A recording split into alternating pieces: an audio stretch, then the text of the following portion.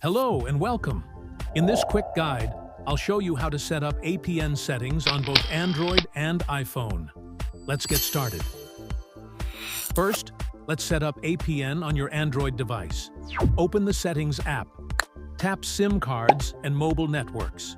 Choose your SIM card. Tap Access Point Names.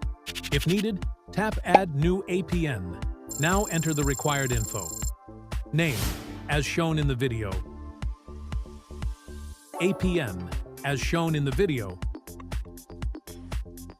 Leave all other fields as they are. Tap More, then Save. Finally, select the new APN from the list and restart your phone. Your Android internet is now ready. Now, let's do the same on iPhone. Go to Settings, tap Mobile Data, or Cellular, tap Mobile Data Network. This may appear as Cellular Data Network on some iOS versions. Now enter the following: APN, Internet, username, leave blank password, leave blank.